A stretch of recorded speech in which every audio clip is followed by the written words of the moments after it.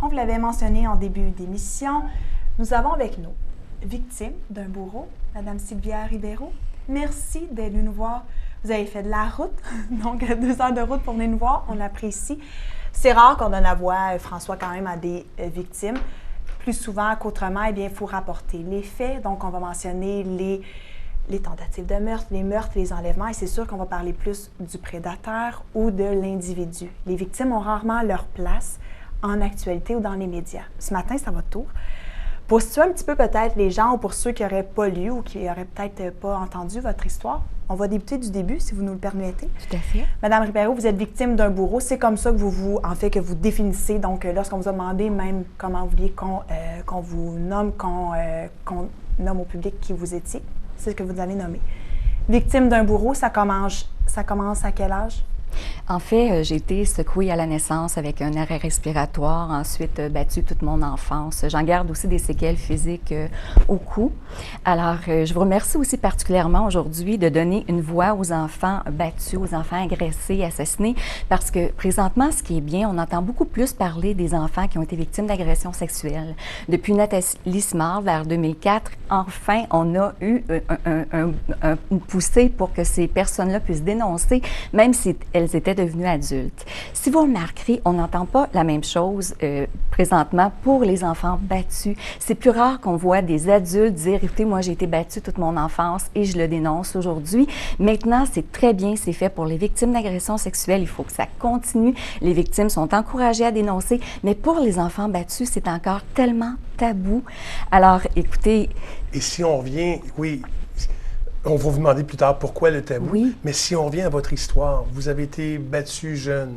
Oui. Ça s'est échelonné sur une longue période? En fait, le dernier coup que j'ai reçu, même si je m'étais mariée à l'âge de 17 ans pour pouvoir partir le plus tôt possible de chez moi, j'ai reçu encore un coup, j'avais 19 ans, et c'était des coups suffisants pour que je perde l'équilibre et que je me sente KO. Cette personne-là avait des mains immenses, et je vous ai mis justement dans le dossier une photo de porte défoncée d'en haut jusqu'en bas. Moi, je l'ai vu faire, il a fait ça dans la porte. Il n'a même pas donné les coups de poing, il a simplement poussé très fort la porte, il l'a défoncée d'en haut jusqu'en bas. Alors, cette porte-là m'appartient encore, si vous voulez. Alors, à chaque fois que je la vois, je me souviens de la force des coups. C'est une porte en bois franc. On s'entend que pour briser ça d'un bord à l'autre. Alors, imaginez la force des coups. On a eu au Québec aussi l'histoire de la petite Nouténée Sidimé qui est décédée après avoir reçu un coup à la tête. Elle en est morte.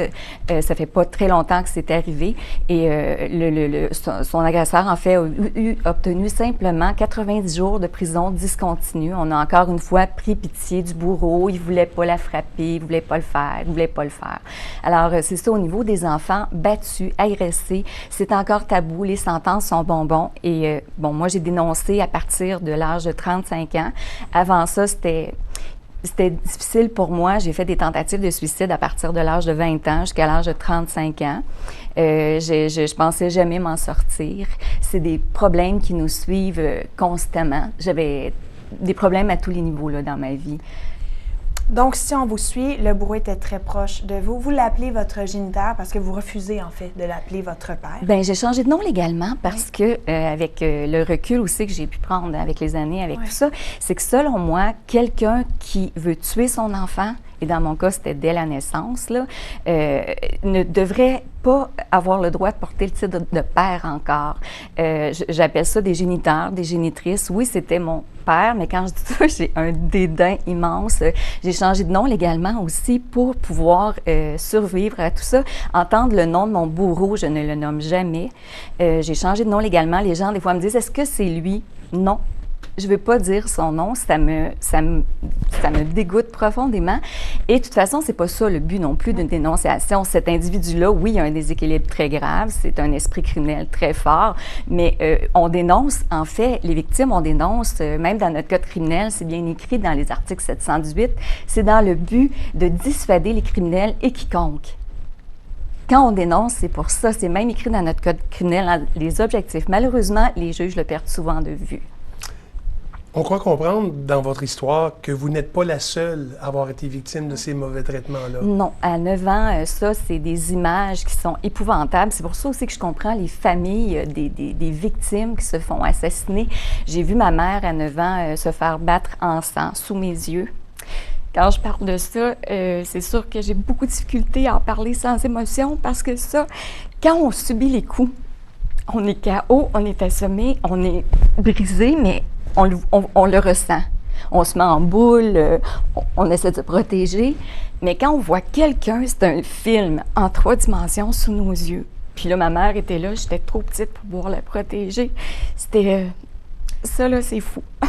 Et si on parle de petite protection, chaque fois ou presque vous parlez, vous avez votre toutou. Ben oui, un ourson. Sylvia, est-ce que c'est parce que lorsque vous étiez petite, votre toutou, on le sait à quel point, bon, pour être maman, je sais à quel point les toutous pour les enfants, c'est quelque chose de très rassurant pour eux. Est-ce que pour vous, ça a été comme la façon ou c'est une image que vous voulez montrer de dire que lorsqu'on est enfant et qu'on est victime ou qu'on voit de telles horreurs sous nos yeux, eh bien, le toutou, c'est ce qu'on a avec nous?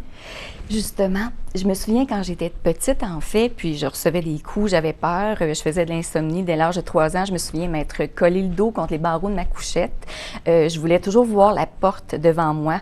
Ensuite, j'ai imploré ma mère d'avoir dans mon dos toujours un mur. Elle a toujours accepté toutes les maisons qu'on a faites. J'avais mon lit appuyé contre le mur pour avoir le dos collé contre et je voyais la porte pour me rassurer et avec mon toutou.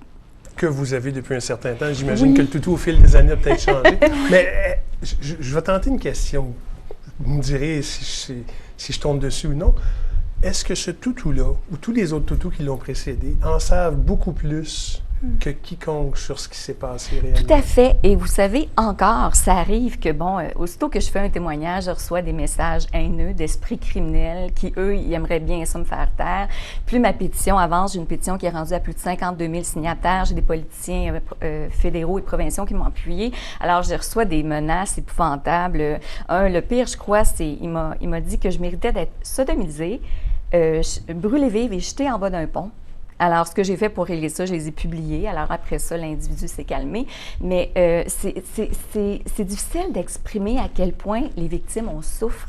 Et surtout, quand ça date de notre naissance, tous les enfants actuellement aussi qui ne sont pas encore devenus adultes, les enfants de la DPJ, sont souvent livrés à eux-mêmes. Tout ce qu'ils ont, c'est un ourson encore pour se protéger, pour se défendre, pour se faire comprendre. Alors, vous savez, depuis janvier au Québec, moi, je suis tous les enfants qui ont été martyrisés. Là, on est rendu au 14e connu, parce qu'il y en a tout plein ça se passe dans les familles. C'est la fameuse loi du silence. Ils n'ont pas encore pu dénoncer. On s'entend que les bébés, souvent, ils ne peuvent pas parler, là. Alors, un enfant de 2-3 ans, là, il commence à pouvoir s'exprimer, mais encore là, c'est ses parents. Il leur fait confiance. Alors, au Québec, depuis janvier, on est rendu à 14 enfants martyrs. Le 1er janvier, il y a un petit bébé, un petit garçon de 69 jours qui a été secoué à mort. Il est décédé le 7 juin et ça continue comme ça, là. Ça n'arrête pas, là. Alors, qu'est-ce qu'ils ont, ces enfants-là, pour se protéger encore? Ça n'a pas changé. OK. Tantôt, vous parliez, vous avez vous-même prononcé le mot tabou au niveau des enfants. D'après vous, qu'est-ce qui explique ce tabou-là, qu'on n'en parle pas plus que ça?